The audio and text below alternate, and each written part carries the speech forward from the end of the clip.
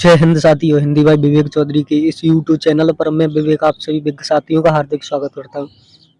UP police constable, UPSI, UP लेखपाल एवं SSC GD तथा अन्य प्रतियोगी परीक्षा जिनमें हिंदी पूछी जाती है, हिंदी से संबंधित महत्वपूर्ण प्रश्नों को डिस्कस करेंगे। जिसमें पहला प्रश्न है, हिंदी भाषा की कुल वर्ड लिपियाँ कितनी हैं? तो 53 है, लेकिन इससे पहले 52 हुआ करती थी। देखते हैं ये 53 कौन कौन सी हैं। जिसमें 11 स्वर, 25 वर्गीय व्यंजन, जिसमें क वर्ग जिसका उच्चारण स्थान कंठ से होता है, च वर्ग जिसका उच्चारण स्थान तालु से होता है, ट वर्ग जिसका उच्चारण स्थान मूर्धा से होता है, त वर्ग जिसका उच्चारण स्थान दंत से होता है, प वर्ग जिसका उच्चारण स्थान ओष्ठ से होता है।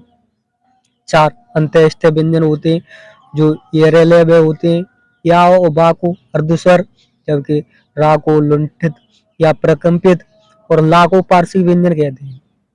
4 ऊष्म व्यंजन शेष है। 4 संयुक्त व्यंजन जो क्षेत्र ज्ञा स्र 6 का और सा से मिलकर बना है, जबकि त्र ता और रा से, ज्ञा जा और या से, स्र सा और रा से मिलकर बना है। 2 अयोगवा जो अंग और गय हैं। 2 दुगुण व्यंजन या उच्चिप्त या ताड़न जाते हैं जो अड अड हैं, और एक विशिष्ट व्यंजन है जो कि लक्ष्य को अभी जोड़ा गया है। इस प्रकार कुल 53 वर्ड हुए। नेक्स्ट प्रश्न है, अलमारी किस भाषा का शब्द है? तो ये पुर्तगाली भाषा का शब्द है। आइए पुर्तगाली भाषा के कुछ अन्य शब्द देखते हैं, जैसे कि तमाकू, बाल्टी, साबुन, कमीज, पादरी, तिजोरी, ये पुर्तगाली भाषा के शब्द हैं। अरबी भाषा के शब्द देखते हैं, जिसमें किताब, गरीब, फकीर, मीनार, अदालत आ जाती है। जबकि फ्रेंच भाषा के शब्द देखते हैं, जिसमें कूपन, कारतूस, रिपोर्टाज आ जाते हैं। फारसी भाषा के जिसमें आराम, अदा, गवाह और खुश आ जाते हैं। शब्द उत्पत्ति के आधार पर 4 प्रकार के होते हैं, जिसमें तत्व, तत्सम, तद्भव, देशज, विदेशज होते हैं। कुछ विद्वान शंकर को भी उत्पत्ति के आधार पर मानते हैं, लेकिन मुख्यतः 4 वेद होते हैं। जबकि शब्द प्रयोग के आधार पर 2 प्रकार के होते हैं, जिसमें विकारी और विकारी आ जाते हैं। और शब्द अर्थ के आधार पर 4 प्रकार के होते हैं, जिसमें एकार्थी, अनेकार्थी, समानार्थी, विपरीतार्थ आते हैं। नेक्स्ट प्रश्न है, निम्नलिखित में से तत्सम शब्द कौन सा है? तो अक्षर तत्सम है, जबकि इसका तद्भव आखर होता है। ये अन्य ऑप्शन को देखते हैं, जैसे अक्षर का तद्भव आखर या अक्षर होता है, अश्रु का आंसू होता है, अच्छी का आंख होता है, आशीष का आशीष होता है। नेक्स्ट प्रश्न देखते हैं, संज्ञा के कुल कितने भेद हैं? तो संज्ञा के 5 भेद होते हैं। आइए कुछ अन्य फैक्ट देखते हैं, जैसे कि शब्द प्रयोग के आधार पर 2 प्रकार के होते हैं, जिसमें विकारी और विकारी आते हैं। विकारी 4 प्रकार के होते हैं, जिसमें संज्ञा, सर्वनाम, क्रिया, विशेषण आते हैं। और अविकारी भी 4 प्रकार के होते हैं, जिसमें क्रिया, विशेषण, संबंधबोधक, समुच्चयबोधक और विस्मयादिबोधक आते हैं। आइए संज्ञा के 5 भेद देखते हैं, ये कौन कौन से होते हैं, जिसमें व्यक्तिवाचक, जातिवाचक, भाववाचक, द्रव्यवाचक और समूहवाचक आते हैं। जबकि संज्ञा के रचना के आधार पर 3 प्रकार होते हैं, जिसमें जातिवाचक, समूहवाचक और भाववाचक आते हैं। संज्ञा कहते हैं किसी व्यक्ति, वस्तु, स्थान या भाव के नाम को हम संज्ञा कहते हैं। नेक्स्ट प्रश्न है, हिंदी में कुल वर्ड लिपियां, हिंदी में कुल कितने सर्वनाम है? तो 11 सर्वनाम है। आइए देखते हैं ये 11 सर्वनाम कौन कौन से होते हैं, जिसमें मैं, तुम, आप, यह, वह, जो, सो, कोई, कुछ, कौन और क्या, ये 11 सर्वनाम है। सर्वनाम कहते हैं किसे? तो वे शब्द जो संज्ञा के स्थान पर प्रयोग किए जाते हैं, उन्हें हम सर्वनाम कहते हैं। जबकि सर्वनाम के कुल 6 भेद होते हैं, जिसमें पुरुषवाचक सर्वनाम, निश्चयवाचक सर्वनाम, अनिश्चयवाचक सर्वनाम, संबंधवाचक, प्रश्नवाचक और निजवाचक आते हैं। पुरुषवाचक सर्वनाम 3 प्रकार के होते हैं, जिसमें उत्तम पुरुष जो वक्ता खुद अपने लिए प्रयोग करता है, जिसमें मैं, हम आ जाते हैं। मध्यम पुरुष सामने वाले के लिए, जिसमें तुम, आप आ जाते हैं। अन्य पुरुष जिसमें यह हुए, ये भी आ जाते हैं। नेक्स्ट प्रश्न देखते हैं, प्रविशेषण को कामता प्रसाद गुरु ने इनमें से क्या कहा है? तो उन्होंने अंतर विशेषण कहा है। प्रविशेषण होते क्या है? वे विशेषण शब्द जो विशेषण की भी विशेषता बताते हैं, उन्हें प्रविशेषण कहते हैं। जैसे मोहन बहुत सुंदर है, इसमें सुंदर विशेषण है, जबकि बहुत यहाँ पर प्रविशेषण है।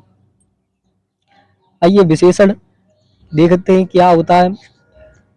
वे शब्द जो संज्ञा सर्वनाम की विशेषता बताते हैं उन्हें हम विशेषण कहते हैं। विशेषण 4 प्रकार के होते हैं, जिसमें गुणवाचक, संख्यावाचक, परिमाणवाचक और सार्वनामिक विशेषण होते हैं। सार्वनामिक विशेषण 2 प्रकार के होते हैं, जैसे मौलिक सार्वनामिक विशेषण और यौगिक सार्वनामिक विशेषण।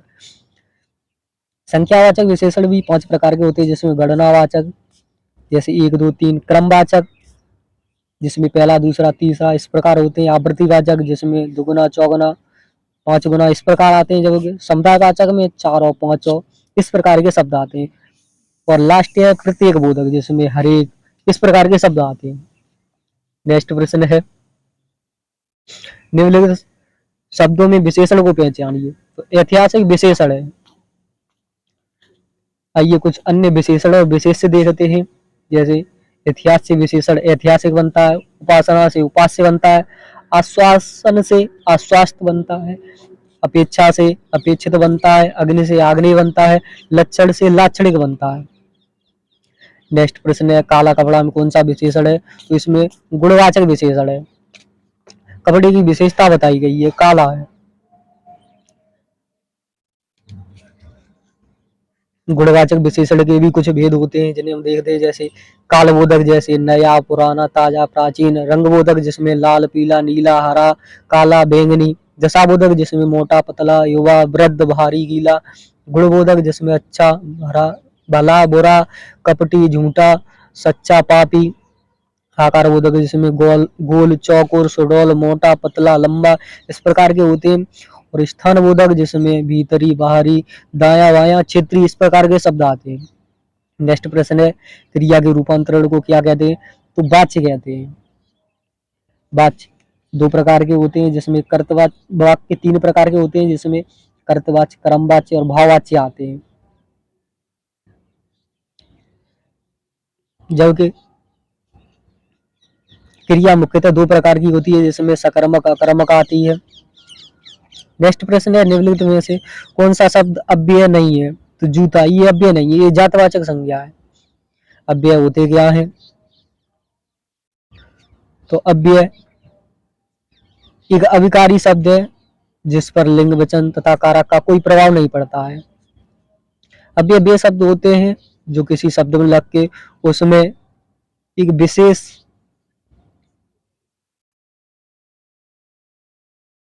अव्यय वे होते हैं जो उसमें लगते ही किसी विशेष बल को प्रदान करते हैं, तो उन्हें अव्यय कहते हैं। अव्यय 4 प्रकार के होते हैं, जिसमें क्रिया विशेषण अव्यय, संबंध बोधक, समुच्चय बोधक और विषयवाद बोधक अव्यय आते हैं।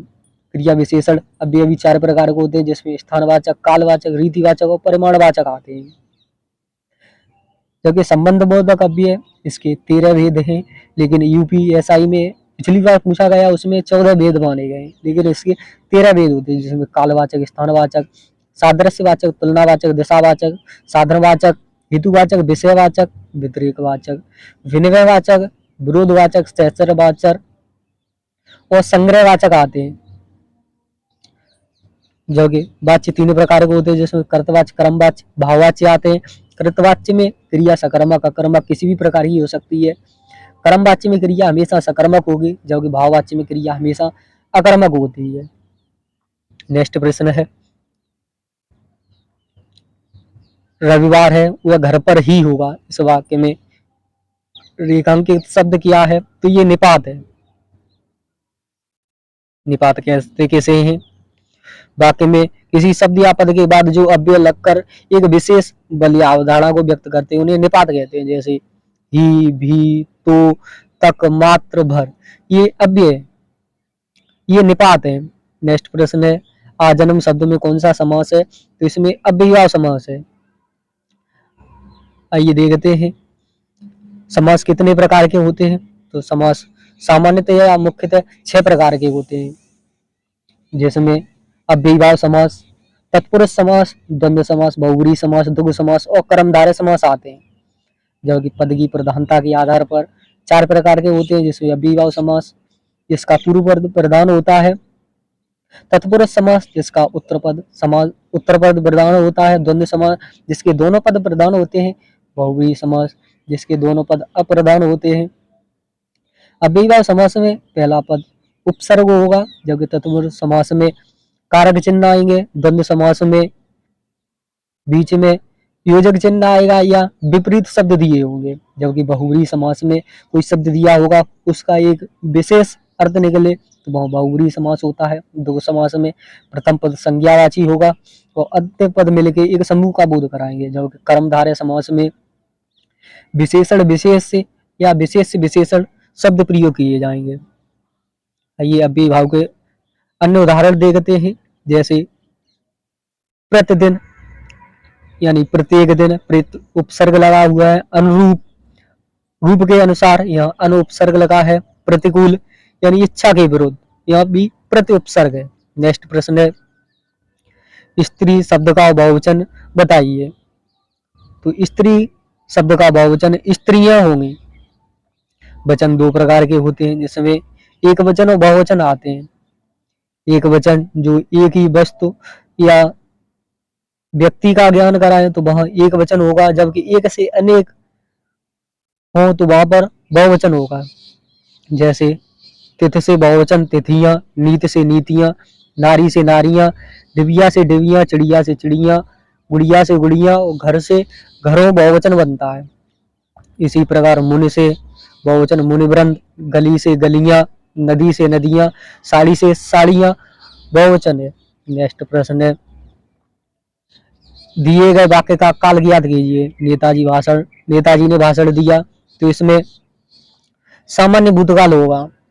आइए सामान्य भूतकाल कहते किसे हैं वो देखते हैं। जब भूतकाल की क्रिया के विशेष समय का ज्ञान नहीं होता है तो वह सामान्य भूतकाल होता है। आइए देखते हैं काल क्या होता है। काल क्रिया का रूपांतरण है। काल तीन प्रकार का होता है, जिसमें वर्तमान काल, भूतकाल, भविष्य काल आते हैं। वर्तमान काल 5 प्रकार के होते हैं, जिसमें सामान्य वर्तमान, तात्कालिक वर्तमान, पूर्ण वर्तमान, संदिग्ध वर्तमान और संभाव्य वर्तमान आते हैं। जबकि भूतकाल के 6 भेद होते हैं, जिसमें सामान्य भूत, आसन्न भूत, पूर्ण भूत, अपूर्ण भूत, संदिग्ध भूत आता है और हेतु हेतुमत भूत आता है। जबकि भविष्य के 3 भेद होते हैं, जिसमें सामान्य भविष्य, संभाव्य भविष्य और हेतु हेतुमत भविष्य आते हैं। नेक्स्ट प्रश्न है आचार्य भरत ने रसों की संख्या कितनी मानी है। तो उन्होंने 8 मानी है। उन्होंने शांत रस को रस नहीं माना है।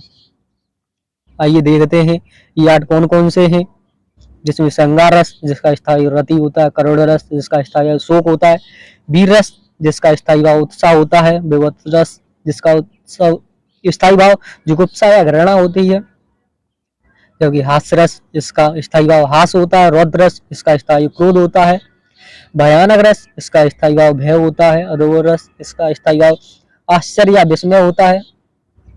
जबकि और भी आप याद रख सकते हैं, जैसे शांत रस जिसका स्थायी भाव निर्वेद होता है, वात्सल्य रस जिसका स्थायी भाव वात्सल्य रति होता है, भक्ति रस जिसका स्थायी भाव भगवत विषयक रति होती है।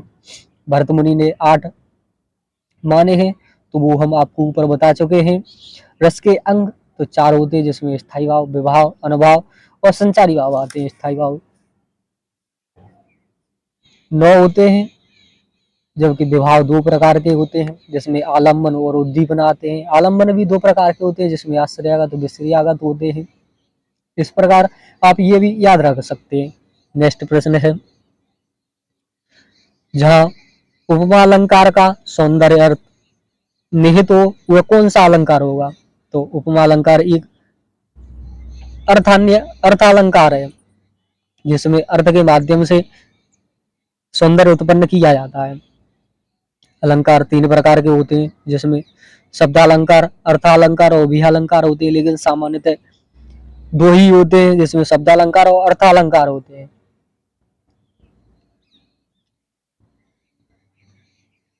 नेक्स्ट प्रश्न है छंद की दृष्टि से गणों की संख्या कितनी है। तो 8 है। आइए ये देखते हैं गण कौन कौन से 8 होते हैं, जिसमें यगड़, मगड़, तगड़, रगड़, जगड़, भगड़, नगड़ और सगड़ होते हैं। जबकि आप और भी कुछ फैक्ट याद रख सकते हैं, जैसे चौपाई एक सम्मात्रक छंद है, जिसमें 4 चरण होते हैं, प्रत्येक चरण में 16 मात्राएं होती हैं और चौपाई ये भी सममात्रक छंद है, जिसमें 4 चरण होते हैं, प्रत्येक चरण में 15-15 मात्राएं होती हैं। रोला में 24-24 मात्राएं होती हैं, गीतिका में 26-26, जबकि हरे गीतिका में 28-28 मात्राएं होती हैं। अहीर में 11-11 मात्राएं होती हैं। तोमर में 12-12 मात्राएं होती हैं, जबकि वीर या आला में 31-31 मात्राएं होती हैं। और भी कुछ आप याद रख सकते हैं, जैसे अर्ध सममात्रक छंद में दोहा, जिसमें 13-11 मात्राएं होती हैं। सौठा ये दोहे का उल्टा होता है, इसमें 11-13 मात्राएं होती हैं, जबकि बरवे में 12-7 होती हैं। और उल्लाला में 15-13 होती हैं। आप और भी फैक्ट याद रख सकते हैं, जैसे कुंडलिया दोहा प्लस रोला से मिलकर बना होता है, छब्बे रोला प्लस उल्लाला से मिलकर बना होता है। नेक्स्ट प्रश्न है, हंस पद ब्रह्म चिन्ह का प्रयोग होता है, तो लिखने में अच्छा छूट जाए तो वहां पर हंस पद या ब्रह्म चिन्ह का प्रयोग होता है। गुरु कामता प्रसाद के अनुसार ब्रह्म चिन्हों की संख्या 20 बताई गई है। आइए कुछ ब्रह्म चिन्ह देख लेते हैं, जैसे पूर्ण ब्रह्म, जिसे खड़ी पाई भी कहते हैं, अल्प ब्रह्म, योजक, प्रश्नवाचक, विस्मय बोधक, अर्ध ब्रह्म, विवरण, लोप या वर्जन चिन्ह, संक्षेप या लाघव चिन्ह। नेक्स्ट प्रश्न देखते हैं, वर्तनी की दृष्टि से शुद्ध शब्द कौन सा है, तो ऑप्शन सी प्रामाणिक, जबकि पूजनीय नहीं होता है, पूजनीय होता है, तत्कालिक नहीं होता, तात्कालिक होता है। किसी शब्द में एक प्रत्यय लगता है तो पहले शब्द का दीर्घ हो जाता है, तकता हो जाता है, जबकि पैतृक नहीं होता है, पैतृक होता है।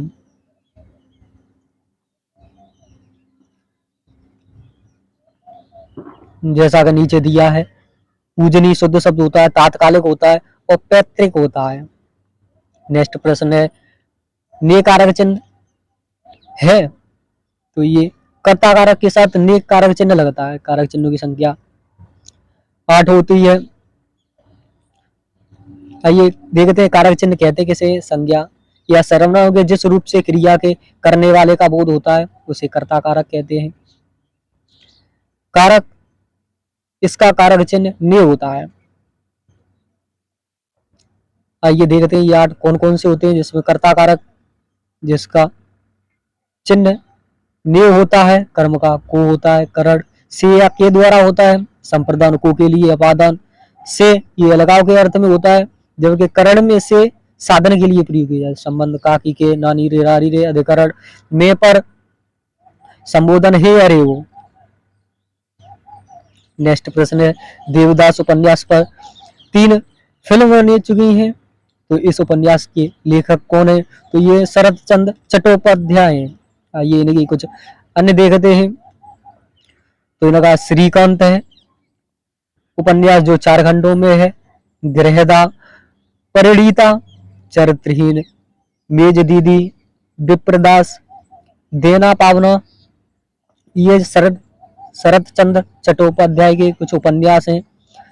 आइए अन्य ऑप्शन को डिस्कस करते हैं, जिसमें प्रेमचंद के देखते हैं, जिसमें प्रेमा, सेवा सदन, वरदान, प्रेमाश्रम, रंगभूमि, कायाकल्प, निर्मला आते हैं। धर्मवीर भारती के देखते हैं, जिसमें गुनाहों का देवता और सूरज का 7वां घोड़ा है, ये बहुत ही इंपॉर्टेंट है। उसके बाद में रामचंद्र शुक्ल के देखते हैं, जिसमें उत्साह, करुणा, घृणा, लोभ और प्रीति, काव्य में अव्यंजनावाद, लोक मंगल की साधनावस्था। नेक्स्ट प्रश्न है, दूध का दूध और पानी का पानी होना, मुहावरे का क्या अर्थ है, जो उचित निर्णय करना होता है। आइए कुछ अन्य मुहावरे और उनके अर्थ देखते हैं, जैसे अंधे की लाठी होना, एकमात्र सहारा होना, अगल पर पत्थर पड़ना, बुद्धि भ्रष्ट होना, काला अक्षर भैंस बराबर, अनपढ़ होना, एक और 11 होना, यानी एकता में शक्ति होना है। नेक्स्ट प्रश्न है, इनमें से कौन सा शब्द आमिष का विलोम है, तो आमिष का विलोम नामिष होता है, निरामिष होता है, जबकि आमिष का समानार्थी सामिष होता है। आइए कुछ अन्य ऑप्शन देखते हैं, जैसे आमिष का विलोम निरामिष, जबकि सामिष इसका भी विलोम निरामिष होता है। शुष्क का विलोम आर्द्र होता है, उज्ज्वल का धूमिल होता है, जबकि निर्मल का विलोम मलिन होता है। नेक्स्ट प्रश्न है कंदर्प, पंचसर, पुष्पधनवा या निम्नलिखित में से किसके पर्यायवाची हैं? तो ये कामदेव के पर्यायवाची हैं। आइए कामदेव के कुछ अन्य पर्यायवाची देखते हैं, जिसमें कंदर्प, पंचसर, पुष्पधनवा कामदेव के पर्यायवाची हैं, जबकि बंशीधर ये गिरधर, गोपाल, मुरारी, माखनचोर श्री कृष्ण के पर्यायवाची हैं, जबकि गौरीसुत ये गणपत, लंबोदर, गजवदन, मूषक वाहन और गणेश इनके पर्यायवाची हैं, जबकि यक्षराज ये कुबेर, धनद और धनपति के पर्यायवाची हैं। नेक्स्ट प्रश्न है अज्ञ का अर्थ क्या है? तो जो कुछ नहीं जानता है वो अज्ञ होता है, जबकि विज्ञ जो सब कुछ जानता है वो विज्ञ होता है। आइए कुछ अन्य वाक्य देखते हैं, जैसे जो कुछ नहीं जानता उसे यज्ञ कहते हैं, जो सब कुछ जानता है उसे सर्वज्ञ कहते हैं या विज्ञ कहते हैं, जिसे जाना जा सके उसे ज्ञेय कहेंगे, जिसे आर पार देखा जा सके उसे पारदर्शी कहते हैं। तो आज के लिए बस इतना ही काफी है। अगर हमारी वीडियो पसंद आई हो तो हमारे चैनल को सब्सक्राइब करें एवं और भी हमारी वीडियो देखने के लिए हमसे ऐसे ही जुड़े रहें। मिलते हैं तो नेक्स्ट वीडियो में, तब तक के लिए जय हिंद, जय भारत।